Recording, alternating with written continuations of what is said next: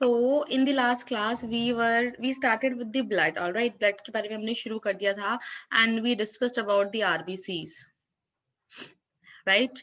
आज हमें discuss करना है about the WBCs. I told you about the another name of WBC. Can you tell me that? What was another name? Leukocytes. Leukocytes. Leukocytes. Absolutely correct. बिल्कुल सही गरिमा Aryan. Leukocytes. WBCs. ठीक है. याद रखना ल्यूकोसाइट जैसे RBCs were the most abundant one, ऐसे ही leukocytes जो होते हैं दे आर मोस्ट एक्टिव. ठीक है, मोस्ट एक्टिव. इन अगर मैं तुमसे वन वर्ड पूछूं उनका फंक्शन क्या होता है, मुझे बता सकते हो?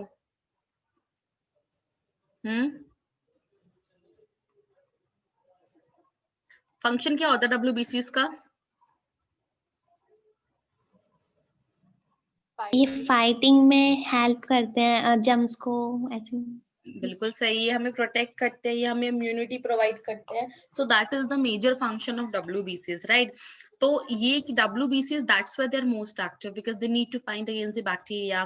They need to protect us from the various type of germs or the foreign material which is coming inside our body. That's why they're the most active and the motile. और ये दोनों में present होते हैं. I told you we are going to discuss about the two system, blood vascular system and lymphatic system, and they are present in both, in blood as well as in lymph. ठीक है. RBCs के पास क्या, RBCs red होते थे, है ना? ये डब्ल्यूबीसीज हैं, they are white, they are colourless. ठीक है. क्यों? Why they are colourless? क्योंकि इनके पास कोई भी हीमोग्लोबिन नहीं होता, due to absence of haemoglobin. ये जनरल फीचर्स हो गए इनके. ठीक है. आरबीसीज के पास न्यूक्लियस होता था, यस और नो? क्या आरबीसी के पास न्यूक्लियस होता था? Yes ma'am. नो मैम, नहीं होता था. आरबीसीज वर एन्यूक्लिएटेड सेल. ठीक है, उनके पास न्यूक्लियस नहीं होता है ताकि ज्यादा से ज्यादा सरफेस मिल सके for haemoglobin, right, to carry oxygen. लेकिन ल्यूकोसाइट्स जो होते हैं दे आर न्यूक्लिएटेड. कुछ नहीं पढ़ा, एटलीस्ट इतना तो कर दिया करो कि लास्ट क्लास का पढ़ लो. एंड राउंडेड और irregular in shape.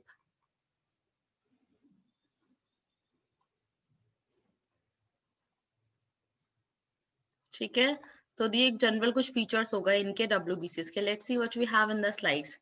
क्योंकि WBC में ये होता है, see they are colourless due to absence of haemoglobin, they are nucleated, that's the number 6000 से 8000. बट मेजॉरिटी ऑफ बुक्स में और एनसीईआरटी अगर हम बात करें तो इनका नंबर जो है वो वैरी करता है, रेंज थोड़ी सी ब्रॉड हो जाती है, दैट इज 4000 और 6000 टू 11000 पर mm³ ऑफ ब्लड. ठीक है, उनका कितना था आरबीसीज का, मुझे बता सकते हो? आरबीसीज का काउंट जल्दी से बताओ मुझे. 5 million to 5.5 million. 5 million. Right, 5 से 5.5 मिलियन. बिल्कुल सही ठीक है, कोई दिक्कत नहीं है प्रीति. राइट, एनसीईआरटी में 6000 to 8000 है, और जो बहुत सारी ऑथेंटिक बुक्स ऐसी हैं जहां आपको ये रेंज भी मिलेगा इसका. नाउ हम क्या बोल रहे थे? हाँ, वैल्यू हमारे आरबीसी की वैल्यू थी 5 से 5.5 मिलियन पर MM³ ऑफ ब्लड. उसके अलावा और भी कुछ प्रॉपर्टीज होती है. हमने WBCs को बहुत सारी कैटेगरीज में डिवाइड किया है. ठीक है, जब हमने उनके फीचर्स देखे, जब हमने उनको देखा तो WBCs बहुत सारे टाइप के होते थे. ठीक है, this is flow chart of WBC. This is very important. WBCs are divided into 2 major categories. In which 2 major categories. Fourth category is granulocyte. Cyte means cell, granular यानी से दाने दाने से हमें दिखते हैं. दिख रहे ग्रैन्यूल्स इसके अंदर पर्पल कलर के. इसमें भी देखो ग्रैन्यूल्स दिख रहे हैं, इसमें भी दिख रहे हैं, ऐसे दाने दाने से दिख रहे हैं. इन दोनों में नहीं दिख रहा, सिर्फ न्यूक्लियस दिख रहा है. उसके अलावा कोई ऐसे दाने वगैरह तुम्हें अलग से नहीं नजर आ रहे, ग्रैन्यूल्स नजर नहीं आ रहे. ठीक है, तो we have 5 type of major 2 categories are granulocytes and agranulocytes. ठीक है, तो granulocyte मतलब they contain granules. They contain granules.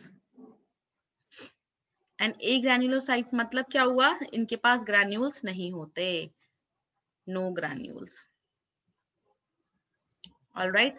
And जो ग्रैन्युलोसाइट्स होते हैं इनका बहुत पहला फीचर ग्रैन्यूल्स नहीं होता, दूसरी फीचर इनके जो न्यूक्लियस होते हैं ना वो मल्टी लोब्ड होते हैं, ठीक है। Irregularly lobed nucleus are present, यानी नॉर्मली हमने अभी तक क्या पढ़ा है, एक सेल में एक न्यूक्लियस होता एक ही है, लेकिन कैसा होता है इनका न्यूक्लियस, इस तरीके से लोब बन जाते हैं ये जैसे मैंने इसमें 3 लोब बना दिए है ना, तो ये 3 लोब का हो गया। जैसे यहाँ पे देखो 1 2 3 4 लोब दिख रहे हैं, नीचे में भी देखो 2 लोब दिख रहे हैं, इधर भी दिख रहे हैं, तो they are irregularly lobed. I can write here irregularly lobed, ठीक है। अब इनमें 3 मेजर कैटेगरी हो जाती है on the basis of their staining property, के अलग अलग स्टेन में जब हमने स्टेन किया कि हमें ग्रैन्यूल्स दिखे, अब उस ग्रैन्यूल्स को जब हमने स्टेन डाले ना अलग अलग, तो on the basis of that staining property हमने 3 कैटेगरी में उनको डिवाइड किया। कौन सी 3 कैटेगरी हमें यहाँ पे नजर आ रही है? न्यूट्रोफिल, इओजिनोफिल एंड बेसोफिल, ठीक है, बिल्कुल सही। बेस ऐसे बेन याद रख सकते हो, BEN, बेन आर ग्रैन्युलोसाइट, ठीक है, बेन आर ग्रैन्युलोसाइट। ए ग्रैन्युलोसाइट में ये होता है ML, मोनोसाइट एंड लिम्फोसाइट। ये स्टेनिंग कैसी थी कि ये एसिडिक स्टेन में कलर देते हैं, बेसिक स्टेन इनमें, या फिर न्यूट्रल स्टेन में, ठीक है, एसिड बेस या न्यूट्रल स्टेन। वेरी गुड प्रीति, नाइस, पढ़ लिया इसका मतलब कुछ है क्या? सो न्यूट्रो यानी न्यूट्रल, इओजनो यानी एसिडिक, बेजो यानी बेसिक स्टेन। बेसिक स्टेन में ये कलर शो करते हैं, तो उनको हमने न्यूट्रोफिल, इओजिनोफिल और बेसोफिल में डिवाइड कर दिया। Now let's see what we have in all these. सबसे पहले न्यूट्रोफिल, ठीक है, सबसे पहले बात करते हैं न्यूट्रोफिल की। All right, let me cut this from here and put it on the next slide. This is neutrophil, ठीक है। तो न्यूट्रोफिल में हमें दिख रहा है कि 4 यहाँ पे लोब दिख रहे हैं। कितने सारे लोब है न्यूट्रोफिल में? दे हैव मेनी लोब्स, मतलब on general 2 to 7 lobed nuclei.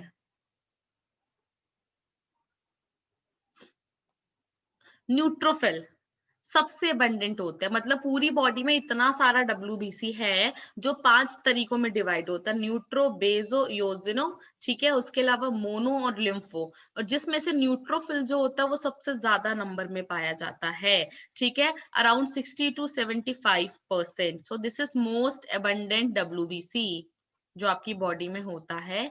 This is most abundant, that is 60 to 65% of total WBC, ठीक है, इतनी बात समझ में आई।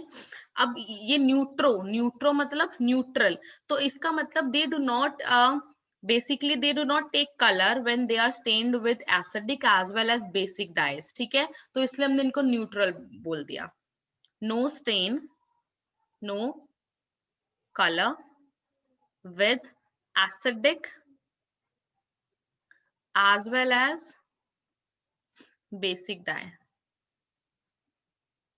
ठीक है, इतनी बात समझ में आई? यस और नो? और इनका मेजर काम क्या होता है? मेजर फंक्शन आपकी बॉडी को प्रोटेक्ट करना, आपकी बॉडी को सी। Neutrophil shows phagocytosis. कोई मुझे बता सकता है what is phagocytosis? What is phagocytosis? Anyone? Preeti? They are phagocytic cells. Phagocytosis का मतलब होता है the process by which any cell can destroy a foreign substance by engulfing it, ठीक है, by engulfing and destroy it, तो उसको engulf कर लेना और फिर उसको डाइजेस्ट करना इज फेगोसाइटोसिस। तो ये यही करते हैं, कोई भी फॉरेन सब्सटेंस है, ये वो तरह के WBCs हैं, ठीक है, ये वो WBCs हैं जो फेगोसाइट कर रहे हैं, ये ऐसे उसको engulf कर लेते हैं इसको, फिर इसको डाइजेस्ट करते हैं अपनी बॉडी में लाके, right? So that's why they are called as phagocytic cell. It means which destroys foreign substance जो भी फॉरेन सब्सटेंस है आपकी बॉडी में आता है उसको इनगल्फ करके उसको किल करने का काम न्यूट्रोफिल करता है, जो कि टाइप ऑफ WBC है। तो आपको बचा ही रहा है, ठीक है, सब्सटेंस एंटरिंग द बॉडी। क्या इतनी बात सबको समझ में आई? यस और no? Is it clear everyone? If yes give me a quick thumbs up. अभी, Garima, Aryan, sorted? Yes, all ma'am. Right, ठीक है। सो ये तो बात हो गई न्यूट्रोफिल की। अब हम बात करते हैं इओजिनोफिल की, ठीक है। Now the second one is here, we can see that eosinophil. चलो तुम भी जाओ नेक्स्ट स्लाइड पे। सी ओजोनोफिल में भी ग्रैन्यूल्स दिख रहे हैं, बाइलोब न्यूक्लियस दिख रहा है, ठीक है। अब इओजिनो में सबसे पहले दे हैव बाइलोब्ड न्यूक्लियस, जो हमें डायग्राम में दिख रहा है, वहां मल्टीलोब था। सो बाइलोब्ड न्यूक्लियस,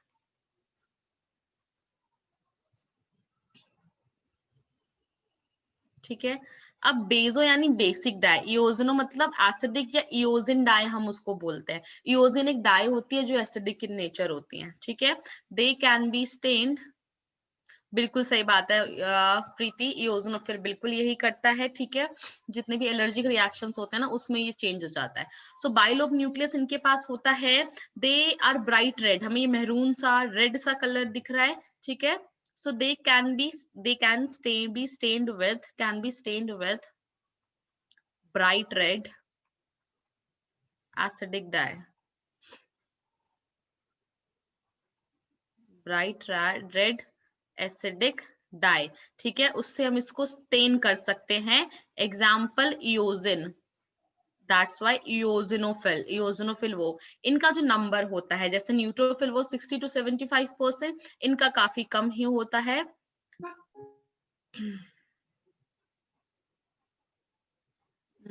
ऑल राइट, इओजिन, ठीक है, इओजिन डाई का नाम है प्रीति, ठीक है। इनका जो परसेंटेज होता है that is 2 to 3% of total RBC, वो 60 to 65% था। ये क्या करते हैं? दे रेजिस्ट इन्फेक्शन, एंड सबसे बड़ा रोल इनका क्या होता है? Allergic responses and associated with allergic reactions.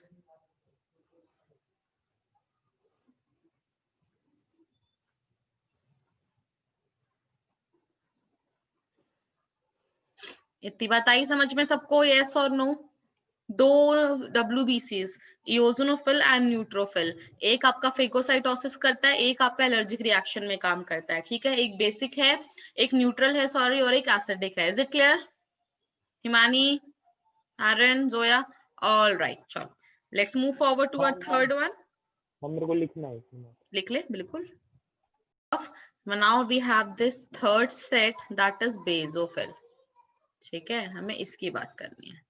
So let's see basophil। अब basophil बताओ मुझे कौन सी टाइम में स्टेन करेगा? चलो let's see how many of you are aware। basophil कौन सी? ठीक है, प्रीति ने बता दिया, बाकी मुझे कौन बताएगा? जोया, आंसर करो। basophil कौन सी टाइम में स्टेन करेगा, कलर शो करेगा? बताओ मुझे फटाफट। हम बेसिक, बिल्कुल सही बात है, बेसिक डाई में करेगा स्टेन, राइट। सो बेसोफिल यानी सबसे पहले लोब्स कितने? 2 से 3, ठीक है। बेसोफिल में 2 to 3 लोब, सबसे ज्यादा लोब न्यूट्रोफिल में ही होते हैं, ठीक है। एंड बेसोफिल्स का हम क्या करते हैं, इनमें कम ग्रैन्यूल्स होते हैं, they can be stained with basic dyes. Stained with, नीले रंग की डाई कौन सी होती है जो तुम पढ़ते हो अक्सर, केमिस्ट्री में भी पढ़ते हो, बहुत जगह पढ़ते हो? मिथाइलिन ब्लू का नाम सुना है? यस और नो? Yes, ma'am. है ना।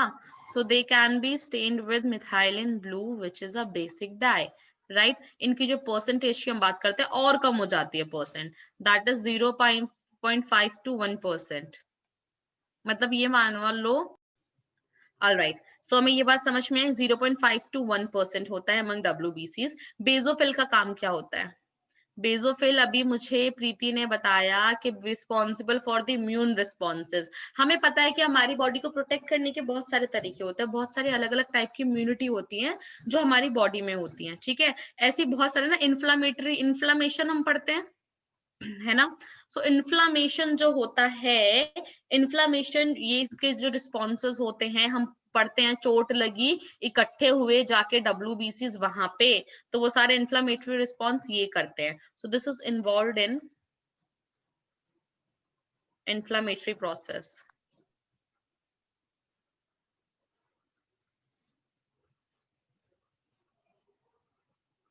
Noted down. सी आरएन एक प्रोसेस होता है आपकी बॉडी में, इन्फ्लामेशन, ठीक है। This is a defence mechanism of our body. जब भी आपको चोट लगती है, कई बार क्या होता है, ग्रैन्युलोसाइट मतलब तो क्या होता है, आयरन के इन्फ्लामेटरी प्रोसेस, आपको चोट लगी वहां पे WBC इकट्ठे हो जाते हैं, इकट्ठे होकर वहां पे रिएक्शंस कॉज कराते हैं, आपकी बॉडी में पस इकट्ठा हो जाता है कई बार ना, सो आपकी वही सा रेड हो जाता है, वार्म हो जाता है, those all are sign of inflammation and those inflammatory process are conducted by these basophils, ठीक है। ऑल राइट लक्षिता, ऑल ठीक है। उसके बाद one more thing is done by them, they secretes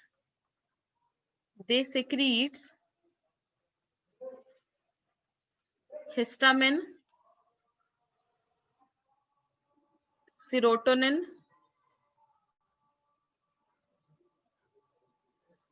and heparin।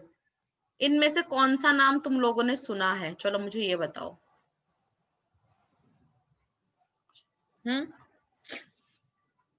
Anyone? वाला हेपारिन क्या होता है गरिमा, थोड़ा सा कुछ आइडिया है? ऐसी टूटा फूटा सा आइडिया हो इधर उधर से। No ma'am. चलो ठीक है, पर इस ट्रायड को आप याद रखेंगे, ठीक है। इसको अपनी नोटबुक में, this is a notebook right, ये नोटबुक है ना, यहाँ तो लिख ही रहे हो नोट्स में भी, और इसके ऊपर ऐसे हमारा वो होता है ना, कॉलम बना होता है जहाँ पे हम अक्सर हेडिंग्स वगैरह डालते हैं, यहाँ पे नोट डाल के लिखो इसको, ऐसी चीजें ना हमेशा यहाँ, ये ट्रायड याद रखना, HSH, ठीक है, क्योंकि तीनों के लगभग सेम फंक्शंस होते हैं। It's heparin is not blood thinner, is anticoagulant, जिसकी वजह से ब्लड, ठीक है। सो हिस्टामिन, सेरोटोनिन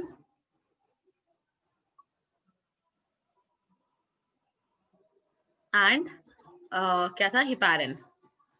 सो जो हिस्टामिन होता है आपका, most of the time it is vasodilator, it is vasodilator, it means it cause dilatation of blood vessel, dilatation of blood vessel. आपकी बॉडी में ब्लड वेसल जब डायलेट होती है ना, तो वो ये हिस्टामिन करता है, ब्लड वेसल डायलेट होगी, वॉल्यूम बढ़ेगा, ब्लड प्रेशर कम हो जाएगा। तो जब भी आपका BP कम हो जाता है, तो हम जो दवाइयां देते हैं, या आपकी बॉडी नेचुरली हिस्टामिन रिलीज करती है ताकि आपके BP को थोड़ा सा बैलेंस डाउन किया जा सके, ठीक है। तो हिस्टामिन का काफी इंपॉर्टेंट रोल है। It also causes contraction of smooth muscles, जो आपकी बॉडी में स्मूथ मसल्स होती हैं, इनवॉलेंट्री मसल्स होती हैं, उनका कॉन्ट्रैक्शन भी यही कॉज कराता है। और भी बहुत सारे रोल होते हैं वैसे हिस्टामिन के, मतलब I can give you a huge list of histamine functions, but at least these two are the basic which you need to know, ठीक है।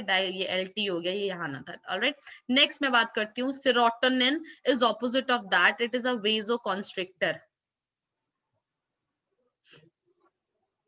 ठीक है। It is a vasoconstrictor, यानी उल्टा काम करता है, ये कॉन्ट्रैक्शन कॉज कराता है, ठीक है। उसके बाद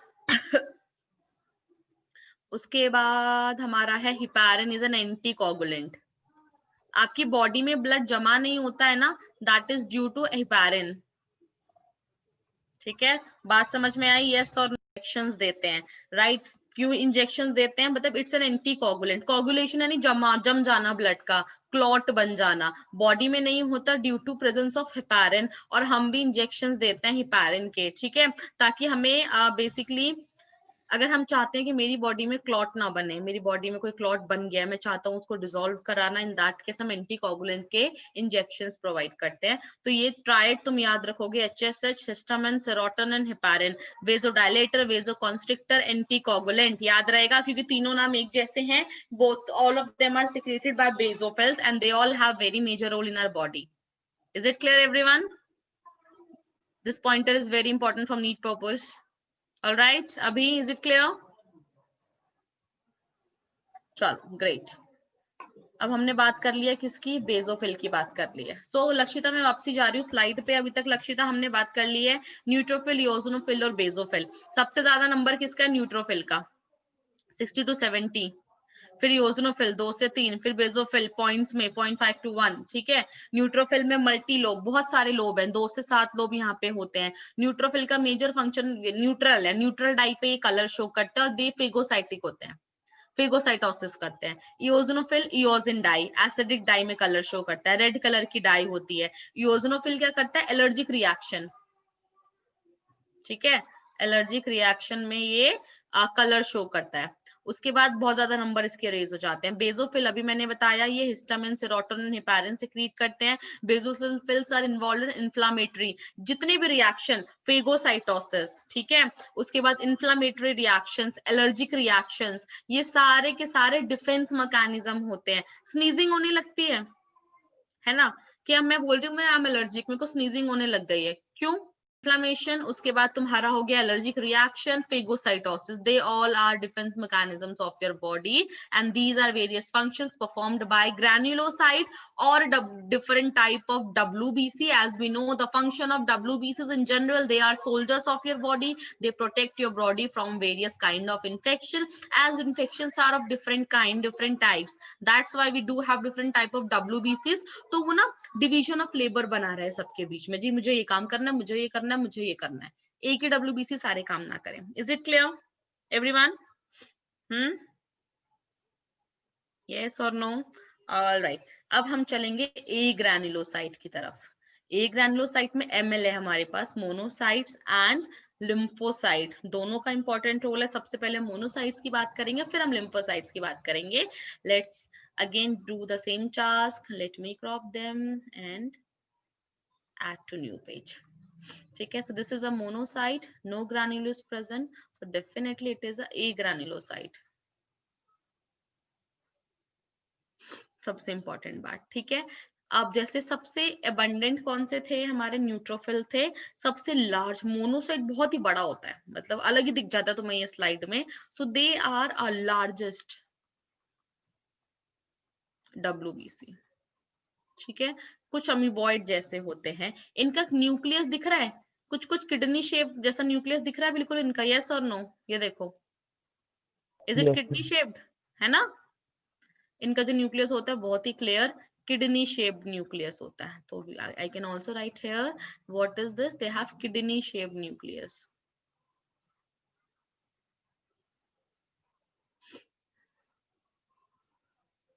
यस मोनू, बिल्कुल सही बात है प्रीति, kidney shaped nucleus.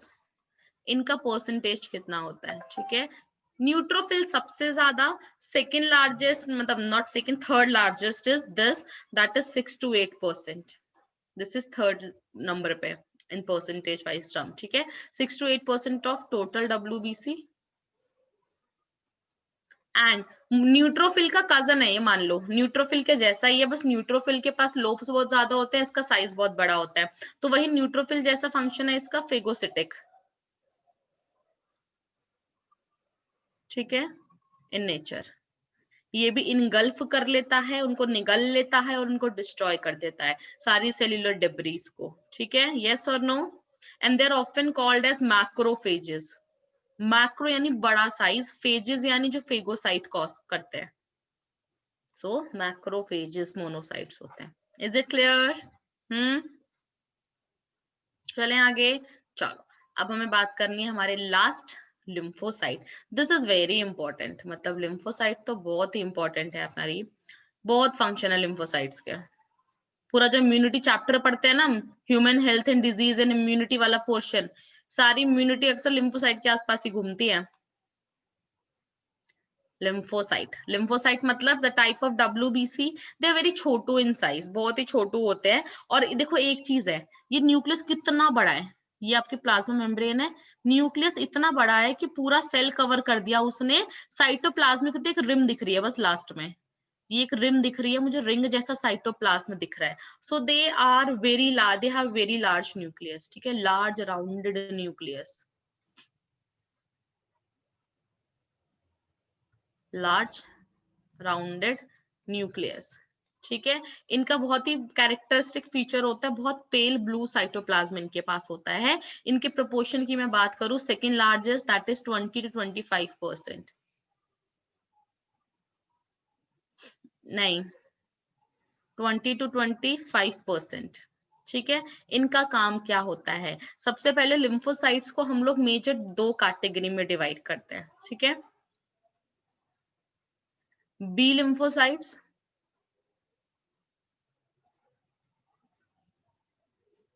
And T lymphocyte.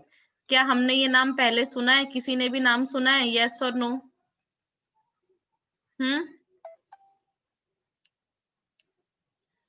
B lymphocytes and T lymphocyte सुना है किसी ने? No ma'am. ओके, देखो लिम्फोसाइट्स का काम, हमने एक टाइप की इम्यूनिटी पढ़ते हैं एंटीबॉडी वाली. यस और नो? यस, एंटीबॉडी फॉर्मेशन पढ़ा है हमने छोटी क्लासेस में. बताओ, किसी को याद है कि जब भी कोई फॉरेन सब्सटेंस आपकी बॉडी में एंटर करता है, एक different type of WBC starts forming antibody against them. What are those antibody? They, हमने ग्लोबुलिन के बारे में पढ़ा था पिछली क्लास में, प्रोटीन, ग्लोबुलिन प्रोटीन, इम्यूनोग्लोबुलिन, है ना? Yes, तो ma'am. वो ग्लोबुलिन प्रोटीन को प्रोड्यूस करना, जो कि एंटीबॉडी की तरह काम करती है, जो प्लाज्मा में प्रेजेंट होती है, that is done by lymphocytes. ठीक है, तो what they does, they produces serum globulin. ठीक है, which acts as an antibodies. And what is the function of them? To destroy microbes. To destroy microbes. ठीक है, या फिर ग्राफ्ट रिजेक्शन, किडनी ट्रांसप्लांट में ग्राफ्ट रिजेक्शन पड़ा था. क्यों? क्योंकि उसके अगेंस्ट हमारे क्या होती है, वो एंटीबॉडी बनने लग जाती है. या टू किल ट्यूमर सेल्स, हमारी बॉडी में जब ट्यूमर सेल्स बनते हैं उनको काम करना. तो these all are done by lymphocytes. तो बहुत बड़ा रोल होता है लिम्फोसाइट का आपकी बॉडी में इम्यूनिटी प्रोवाइड करना. इतनी बात समझ में आई?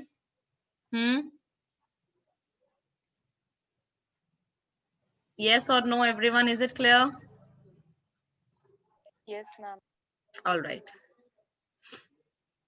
बाकी टी और बी लिम्फोसाइट्स के बारे में हम डिटेल में 12th में पढ़ते हैं कि बी का फंक्शन क्या होता है, टी का फंक्शन क्या होता है. ठीक है, तो इतना अभी के लिए इतना याद रखो, और भी बहुत कुछ पढ़ेंगे हम 12th में इसमें, लेकिन अभी के लिए B stands for bone marrow, T stands for thymus. ये यहाँ से निकल के यहाँ पे आ जाते हैं और यहाँ मैच्योर होते हैं उस ग्लैंड में. बात समझ में आई? यस और नो? चलो, अब इतना हमें समझ में आया. हमने मेजर टाइप के सारे ब्लड की बात कर ली है लगभग, हमने, हमारा पूरा ब्लड हो गया. इसमें कोई डाउट किसी को तो बताओ मुझे. एनीवन? चलो, उसके बाद अब we are done. Let's see, we see है, हमने सारा ये बात कर लिया है, काफी सारी स्लाइड्स. अब हम बात करते हैं, ये देखो, basophil inflammatory reaction, monocyte phagocytosis, cousin of neutrophil बताया ना. Lymphocyte, immune response of body. How? By producing antibody. ठीक है, एंटीबॉडी प्रोडक्शन से इम्यूनिटी प्रोवाइड करते हैं ये. प्लेटलेट्स पे जाने से पहले I need to tell you few things. जैसे हमने इराइथ्रोपोइसिस पढ़ा था लास्ट क्लास में, वैसे ल्यूकोपोइसिस भी होता है. What should be leucopoiesis? बताओ मुझे. इराइथ्रोपोइसिस क्या था? RBC. आरबीसी का बनने का प्रोसेस. ठीक है, तो ल्यूकोपोइसिस यानी process of formation of RBC, sorry WBC, process of formation of WBC यानी ल्यूकोसाइट्स. ठीक है, बात समझ में आई? उसके बाद जो मेजर फॉर्मेशन साइट्स होते हैं, जैसे ग्रैन्युलोसाइट्स हो गए, मैंने अभी तुमको बता दी ये बात. तो ग्रैन्युलोसाइट्स तीनों, और यहाँ जो ए ग्रैन्युलो थे उसमें M और L था, तो वहां से मोनोसाइट. ये सब कहाँ पे बनते हैं? बोन मैरो में. कहाँ बनते हैं? Bone marrow. मेजर साइट है बोन मैरो ब्लड सेल्स बनाने की. बच गए तुम्हारे ए ग्रैन्युलोसाइट का लिम्फोसाइट। मैंने बताया थाइमस में जो टी लिम्फोसाइट होते हैं थाइमस में बनते हैं। उसके अलावा लिम्फोसाइट्स ना are major part of lymphatic system, ठीक है। तो बहुत सारी साइट्स होती हैं जहां पे ये बनता है हमारे पास। कहाँ कहाँ पे? Lymph nodes, spleen. स्प्लीन के बारे में पिछली क्लास में भी कुछ बताया था मैंने, क्या बताया था? Thymus, tonsils, bone marrow, and एक और ना पैच होता है इंटेस्टाइन में, उसको हम पियर्स पैचेस बोलते हैं, Peyer's patches. So these are the various sites जहां पे लिम्फोसाइट प्रोडक्शन होता है। स्प्लीन मैंने ग्रेवयार्ड ऑफ आरबीसी बताया था। कुछ रिवाइज नहीं कर रहे हो तुम लोग, ऐसे काम नहीं चलेगा, पता है, दिस इज नॉट गुड। उसके बाद few more things here in W, increase in WBC count। अगर आपके ब्लड में WBC काउंट बहुत ज्यादा बढ़ गया है, 11,000 से ऊपर चला गया है, तो उसको हम बोलते हैं ल्यूकोसाइटोसिस, ल्यूकोसाइटोसिस, ठीक है। इंक्रीज, इंक्रीज ये WBC था, ठीक है। इंक्रीज में इंक्रीज TLC, मतलब TLC ने टोटल ल्यूकोसाइट काउंट। कभी भी ब्लड रिपोर्ट देखना, वहां पे लिखा होगा TLC, टोटल ल्यूकोसाइट काउंट। ये बढ़ता है, ये किस में बढ़ेगा? इनका काम है बैक्टीरिया से बचाना। तो जब भी तुम्हारी बॉडी में बैक्टीरिया का इन्फेक्शन होगा WBC बढ़ जाएगा। तो मान लो तुम ना मेरे पास कोई बीमारी लेके आए हो, मैंने तुम्हारा ब्लड टेस्ट कराया, उसमें TLC बढ़ा हुआ, टोटल ल्यूकोसाइट काउंट बढ़ गया, तो मैं क्या सोचूंगी, तुम्हारी बॉडी में कोई बैक्टीरियल इन्फेक्शन हो गया है या कोई कैंसर वगैरह जैसा कुछ भी हो सकता है, ठीक है। तो इसमें बढ़ जाएगा। डिक्रीज इन, ये दोनों तरफ एरो हो गए, decrease in WBC means leukopenia, leukopenia, ठीक है। तो ल्यूकोसाइटोसिस एंड ल्यूकोपिनिया, बात समझ में आई? यस और no? Is it clear everyone? हाँ लक्षिता बोलो। एक और टर्म आप बहुत जगह पढ़ेंगे, that term is called as, let me write here, डायपिडेसिस।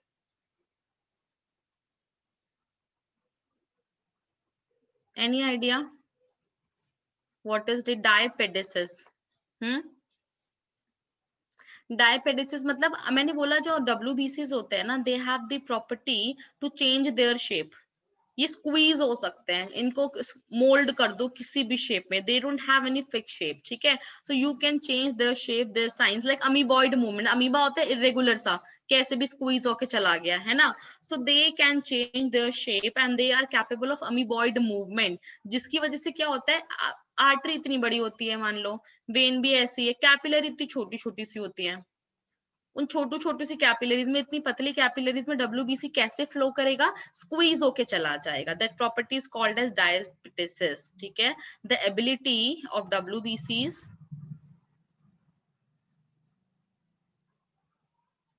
to squeeze out of blood, to squeeze out of blood capillaries into tissues, ठीक है। This is important, this is called as diapedesis. Noted down फटाफट से। हमारा blood में अब platelets रह गया है, छोटा सा वो भी, उसके बाद हम नेक्स्ट टॉपिक पे पहुंचेंगे। जल्दी से लिखो इसको। हाँ लक्षिता बोलो। सो अभी we are done with the leucocyte WBCs, काफी कुछ हमने इनके बारे में पढ़ा। Next we are going to discuss about the platelets और the thrombocytes. Platelets are also called as thrombocytes,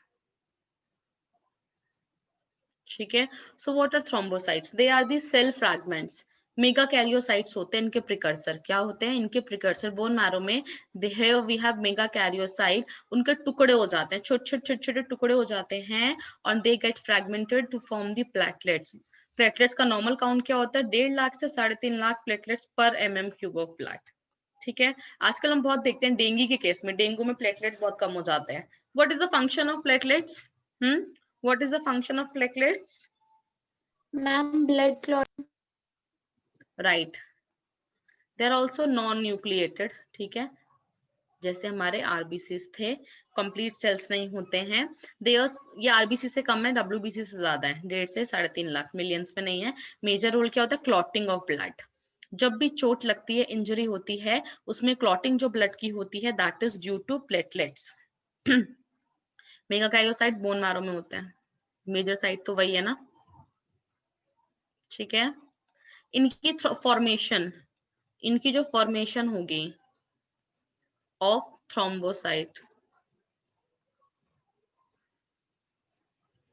is called as thrombopoiesis. क्या बोलेंगे हम इसको? थ्रोम्बोपोइसिस।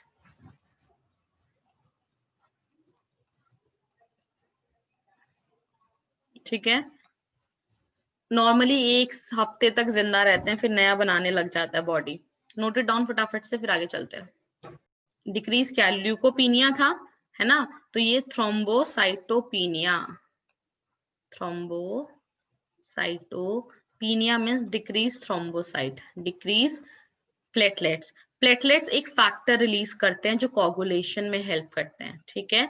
जो हम लोग कहते हैं ना, जहाँ पे चोट लगी वहां जाके ऐसा क्या किया प्लेटलेट्स ने कि क्लॉट बन गया। बचपन में तो हम ऐसे ही पढ़ते थे, जाके जुड़ गए, ऐसे जाल सा बना दिया, हो गया, ऐसा नहीं होता है, ठीक है। प्लेटलेट इकट्ठे होके प्लेटलेट रिलीजेस क्या? Platelet factor. क्या रिलीज करते हैं?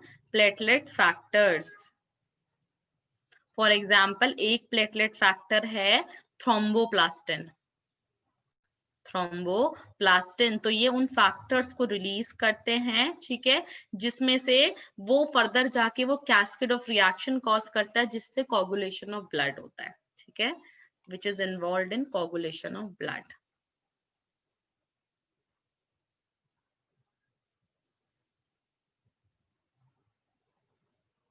इतनी बात समझ में आई? यस और no? Is it clear everyone? है ना। चलो, so here we are done with the platelets as well. blood group पे जाने से पहले one more term here, तो पेज वैसे पूरा भर ही दिया मैंने, बट हम यही लिखते हैं उसको भी।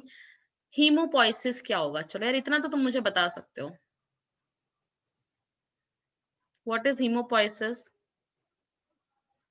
हीमो यानी ब्लड, पोइसिस यानी फॉर्मेशन, अभी तक पढ़ रहे हो, थ्रोम्बोपोइसिस, एरिथ्रोपोइसिस, ल्यूकोपोइसिस, तो यानी formation of blood. Major site कौन सी है फॉर्मेशन ऑफ ब्लड की, मुझे बता सकता है कोई? कहाँ बन रहा है सारे के सारा ऑर्गन?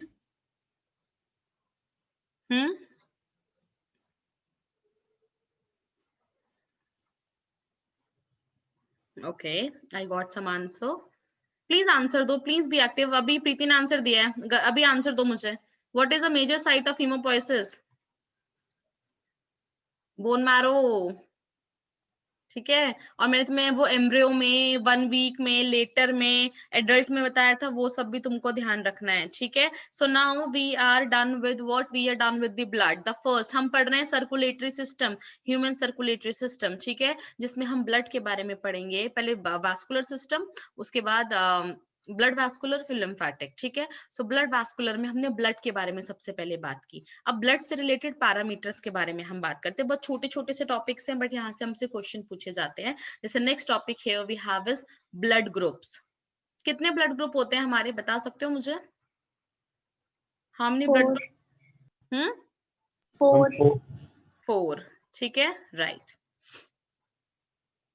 बिल्कुल सही प्रीति। तो हमारी बॉडी में, हमारे ह्यूमंस की बॉडी में एंटीजन एंटीबॉडी के बारे में हम पढ़ते हैं। 30 से ज्यादा टाइप के एंटीजन्स होते हैं ब्लड सेल्स पे, ठीक है, जिसकी वजह से बहुत सारे टाइप के ब्लड ग्रुप होते हैं, बहुत सारे, आधे तुम्हें पता भी नहीं है।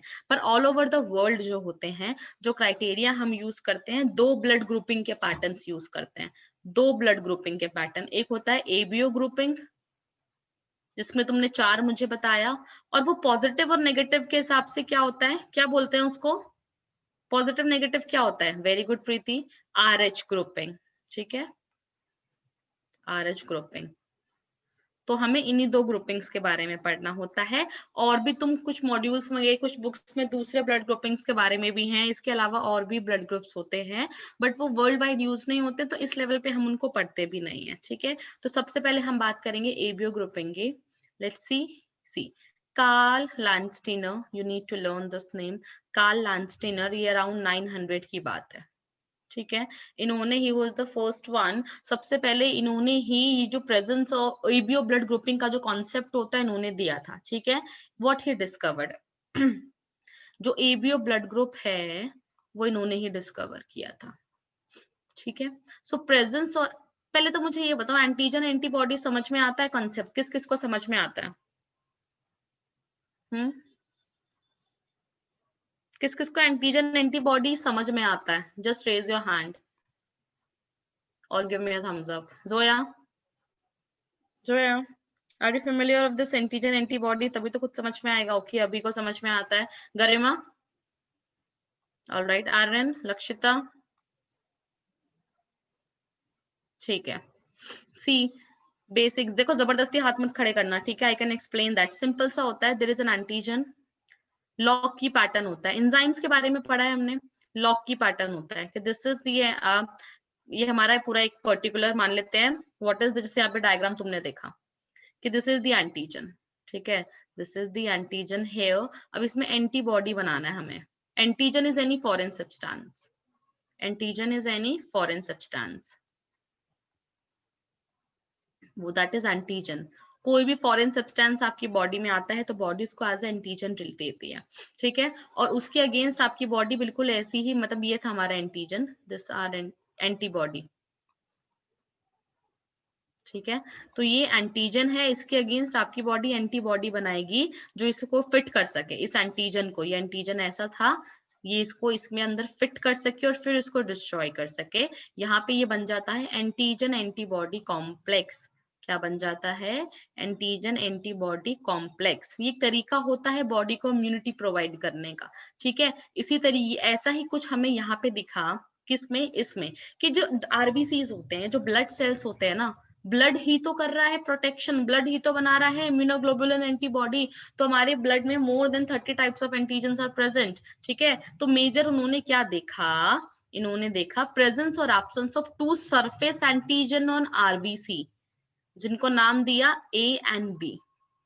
सी हियर, लेट मी, ये देखो, बड़े ध्यान से देखना डायग्राम को।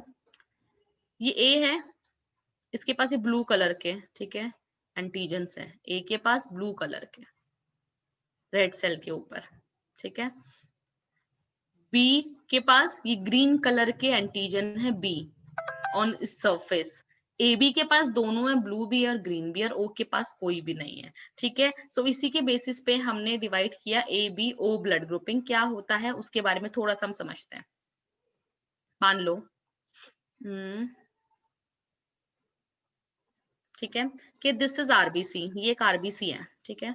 ये आरबीसी है, इनको मिला इसके सरफेस पे एक एंटीजन। सरफेस पे इन्होंने ये बोला कि कुछ लोगों का ब्लड ग्रुप ए होता है, कुछ लोगों का ब्लड ग्रुप ए होता है, ठीक है? ब्लड ग्रुप उनका ए क्यों होता है? क्योंकि उनके सरफेस पे एक एंटीजन प्रेजेंट होता है। उनके सरफेस पे क्या प्रेजेंट होता है? एक एंटीजन प्रेजेंट होता है, एंटीजन ए, ठीक है? दूसरा है, मतलब मान लो से मेरा ए पॉजिटिव ब्लड ग्रुप है, मान लेते हैं लक्षिता का ब्लड ग्रुप इज बी, तो लक्षिता के बॉडी पे ए प्रेजेंट नहीं है, लक्षिता की बॉडी पे बी प्रेजेंट है। तो लक्षिता के आरबीसीज के सरफेस पे एंटीजन बी प्रेजेंट है, ठीक है? और मान लेते हैं अभी का ब्लड ग्रुप ले लेते हैं ए बी, बता रही हूं। तो अभी के बॉडी सरफेस पे ए बी प्रेजेंट है, मैंने कलर गलत ले लिए, हमें लेना था ये ब्लू। अभी बताती हूँ प्रीति, एंड येलो दोनों प्रेजेंट है, ठीक है? तो इसके पास दोनों प्रेजेंट होंगे तो इसका ब्लड ग्रुप, इसके पास एंटीजन ए भी प्रेजेंट है और एंटीजन बी भी प्रेजेंट है, तो अभी का ब्लड ग्रुप क्या हो जाएगा? A B. क्या इतनी बात समझ में आई कि जो ब्लड, और जिसके पास कोई भी नहीं है, जिसके पास कोई भी नहीं है, यहाँ बना देती हूँ मैं, ये एक है जिसके पास कुछ नहीं है सरफेस पे, नो एंटीजन, वो क्या हो जाएगा? ओ। तो that's why we have 4 blood groups. इतना समझ में आया? यस और नो? इतनी बात समझ में आई? जोया, अभी, गरिमा? Yes ma'am. है ना? ओके। तो तो ये डिस्ट्रीब्यूशन के हिसाब से ब्लड ग्रुपिंग हुई। तुमने अक्सर सुना होगा अगर मेरा ब्लड ग्रुप ए है, ठीक है, हम एक टेबल बनाते हैं, ये मेरा ब्लड ग्रुप है। अगर मैंने अपनी बात की, मेरा ब्लड ग्रुप ए है, ठीक है, मेरे सरफेस पे टेबल में, लुक जाओ, टेबल को थोड़ा सा प्यार से बनाएंगे अपने आप ही, राइट। एंटीजन की मैं बात करती हूँ, एंटीजन ऑन आरबीसी, ठीक है। दूसरा कॉलम में बनाऊंगी एंटीबॉडी, ये अभी मैंने समझाया नहीं है तुमको, I will explain this. Antibody in plasma, ठीक है। Next donor group,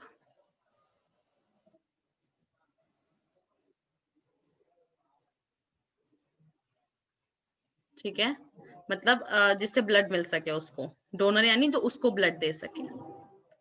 recipient group, जिसको वो दे सके, ठीक है।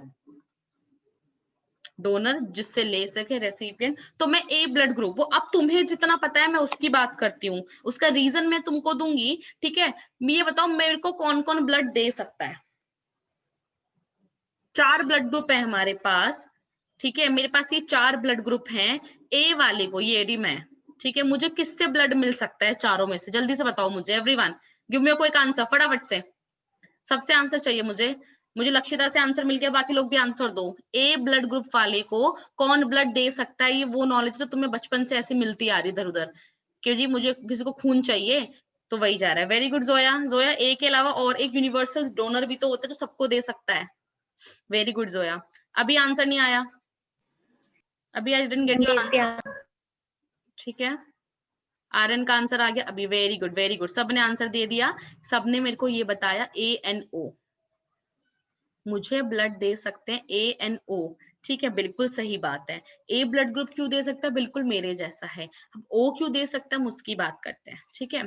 चलो ये बताओ, ए ब्लड दे किस किस को सकता है। अब मुझे किसी को ब्लड देना है तो मैं किस किस को ब्लड दे पाऊंगी, बताओ जल्दी से फटाफट से।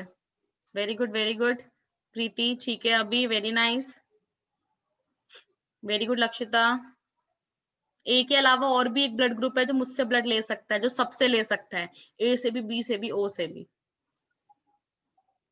Very good Zoya, A and A B, ठीक है, ए और ए बी को ब्लड में दे सकती हूँ ऐसा। और एंटीजन कौन सा है मेरी बॉडी पे, ए, मेरे आरबीसी पे ए एंटीजन है। अब पता है होता क्या है, what exactly happening here is, कि क्यों ए की बात कर रहे हैं ना हम, ऐसा क्यों होता है कि मैं बी का ब्लड नहीं ले सकती, बी का ब्लड, ये रहा बी, ठीक है। What is exactly happening here, वो ध्यान से देखो अब जरा। एंटीजन ए मेरे पास है तो ये आरबीसी पे, लेकिन जो मेरा प्लाज्मा होता है, मेरे ए के पास पता है कौन सी एंटीबॉडी होती है, उसके पास एंटी बी प्रेजेंट होता है प्लाज्मा में। क्या प्रेजेंट होता है, एंटीबॉडी बी। एंटीबॉडी का काम क्या होता है, एंटीजन को मार देना, ठीक है। लेकिन मेरे पास एंटीजन कौन सा है, ए, और मैंने बताया लॉक की पैटर्न होता है, लॉक की पैटर्न होता है, ऐसे नहीं मार सकते है ना किसी को भी। जिस ताले जो चाबी है वो उसी ताले में फिट होगी ना जाके, किसी और में फिट नहीं होगी। तो प्रेजेंट मेरी बॉडी है, this is my body here, इसको जस्ट इमेजिन, ये वाला column, this is my body here. तो मेरे पास एंटीजन ए है और एंटीबॉडी बी है, ऑलराइट। इसीलिए मेरी बॉडी में कोई रिएक्शन नहीं हो रहा, क्योंकि एंटीजन के लिए मुझे एंटी ए चाहिए जो मेरे ब्लड में प्रेजेंट ही नहीं है, ठीक है। अब अगर मैं सोचूं, गलती से मान लो मेरे को किसी ने बी ब्लड ग्रुप चढ़ा दिया, बी, तो उस केस में क्या होगा बताओ। बी ब्लड ग्रुप के केस में क्या होगा, जैसे बी ब्लड ग्रुप आया, ये रहा बी, बी के पास क्या है, बी के सरफेस पे है बी एंटीजन, क्या है, बी एंटीजन, और मेरी बॉडी में क्या है, एंटीबी। वेरी गुड प्रीति, मेरी बॉडी में एंटीबी, ये एंटीबी जाके इसके साथ चिपक जाएगा और इसको किल करना शुरू कर देगा, इस आरबीसी को किल करना शुरू करेगा, और ब्लड की क्लॉटिंग, ब्लड में कोगुलेशन, एग्लूटिनेशन होने लग जाएगा, जम जाएगा ब्लड, और मेरी बॉडी उस ब्लड को रिमूव कर देगी। सो इन्फेक्शन हो गया, खराब हो गया, इसलिए मैं बी से ब्लड नहीं ले सकती। बात समझ में आई? यस और no? This is the reason कि मैं ए से ही ब्लड ले पाऊंगी, क्योंकि जब मैं ए से ब्लड लूंगी ना तो उसके पास भी क्या होगा, ए एंटीजन और एंटीबी सेम सेम हो जाएगा, तो कोई रिएक्शन नहीं होगा।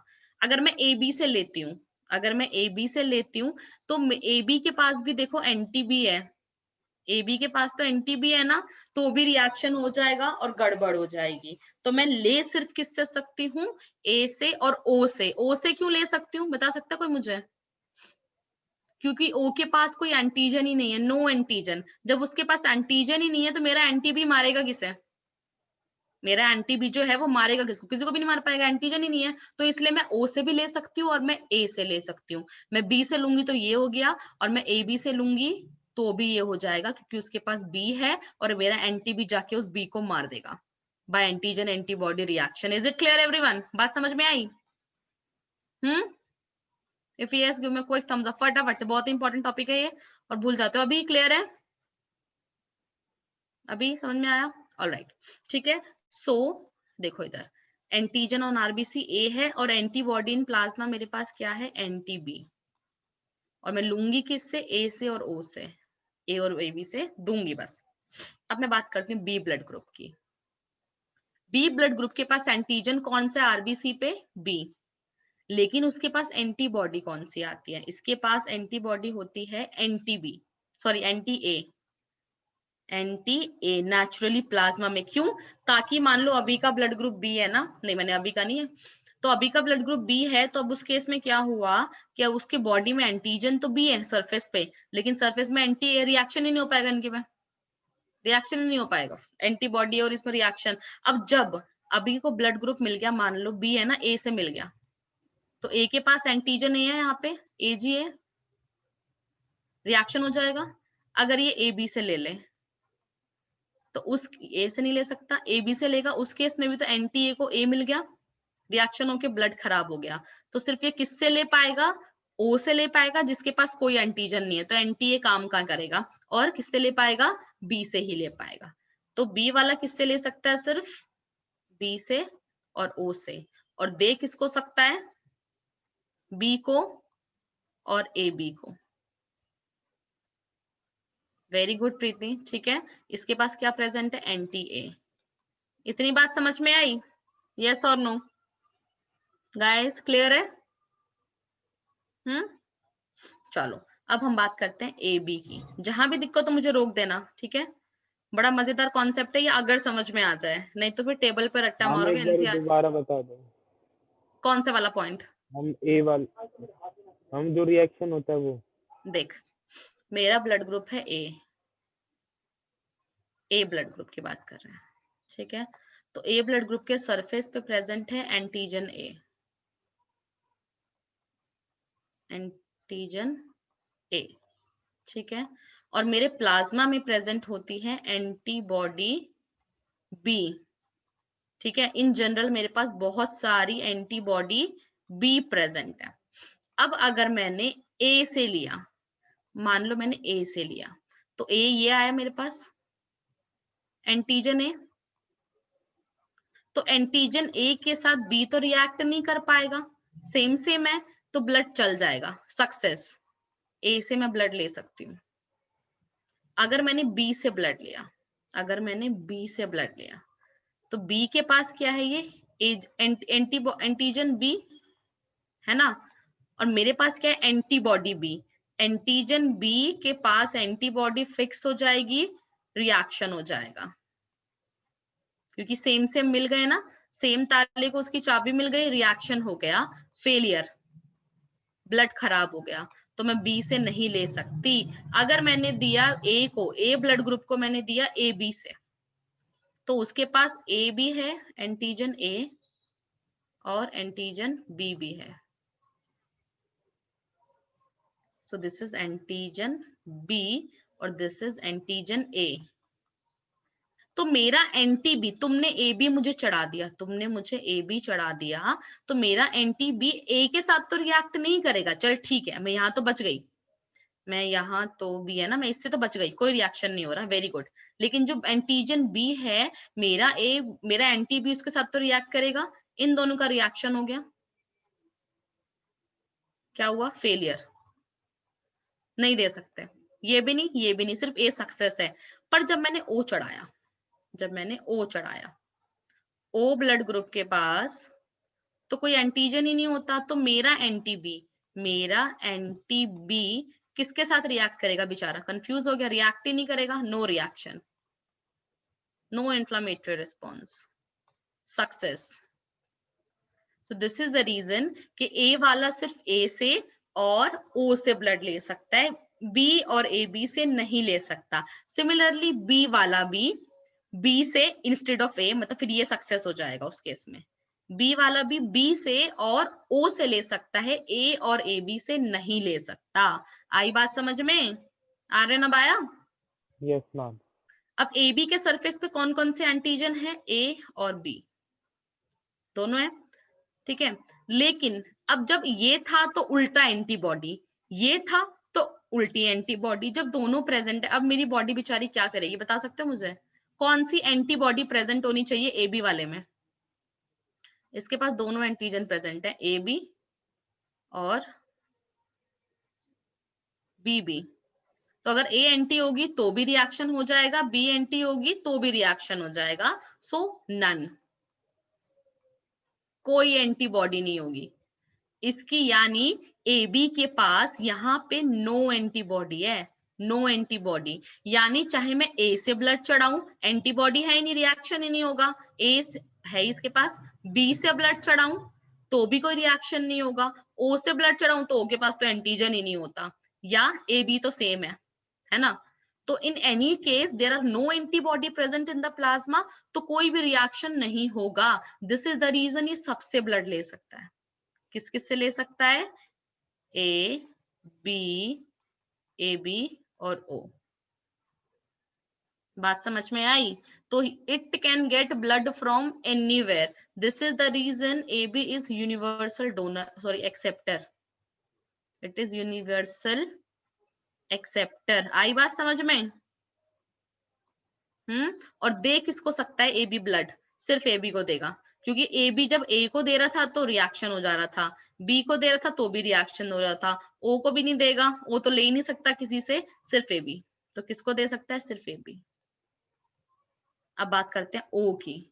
ओ के सरफेस पे कोई एंटीजन है क्या? यस और नो बताओ। ओ के सरफेस पे कोई एंटीजन है? यस और नो? No ma'am. नो। बाकियों को क्या लगता है अभी? Is there any antigen present on A B surface? अभी बताओ। All right Zoya, all right अभी, वेरी गुड, ठीक है। सो नन, तो इसके पास एंटीजन कोई नहीं है, लेकिन इसके पास एंटीबॉडी दोनों होती हैं, एंटी ए भी होता है इसके पास, एंटी बी भी होता है इसके पास। तो जब तुम ए ब्लड ग्रुप चढ़ाओगे तो ए के एंटीजन से ये रिएक्शन कर जाएगा, तुम अगर बी ब्लड ग्रुप चढ़ाओगे तो एंटी बी उसको तोड़ देगी, ठीक है। तुम ए बी चढ़ाओगे तो दोनों मिलके एक्शन करेंगे, तो तुम कोई भी ब्लड चढ़ा दो ओ को रिएक्शन होगा ही होगा, सिर्फ कौन से पे नहीं होगा? अपने खुद का सेम। तो इसके पास anti A and B both are present, and this is the reason ये किससे ब्लड ले सकता है? ओ से। पर ये दे किसको सकता है? मुझे फटाफट से बताओ, ये ब्लड दे किसको सकता है? हम ए बी सबको दे सकता है, क्योंकि इसके पास एंटीजन ही नहीं है ना, तो कोई रिएक्शन ही नहीं होगा। So it can give blood to A B O, and that's why it is the universal donor, it is universal. ये टेबल बनी बनाई है स्लाइड में, वैसे हम ना भी बनाते तो चल जाता, पर उसके इसमें हमें समझ नहीं आती। नाउ आज घर जाना और ये सारा कंसेप्ट दोबारा से रिवाइज करना। तो अभी is this table is clear? तभी Yes. बहुत ज्यादा केयरफुली मैच करना पड़ता है ब्लड ग्रुपिंग में सब चीजों को। So here we are done with the ABO blood grouping. Is this table is clear to everyone? If yes, give me a quick thumbs up. See, antigen और RBC antibody in plasma, blood type same वही है, ABO, antibody, antigen, same reaction यहाँ पे बताया हुआ है, same table है ये। But this we are going to learn this one, क्योंकि हमने खुद बनाई है तो ये हमें ज्यादा याद रहेगी इंस्टेड जो हमने देखी है. So here we are done with the bloods and blood grouping, ABO blood grouping. In the next class we'll start with the RH blood grouping, RH incompatibility, blood clotting and lymph, right? So please start reading, और कुछ भी doubt होता है तो मुझसे पूछ लेना. See ABO blood grouping, ये RH शुरू करना है हमें नेक्स्ट क्लास में, पॉजिटिव और नेगेटिव. ऑलराइट, चलो, great. So this is it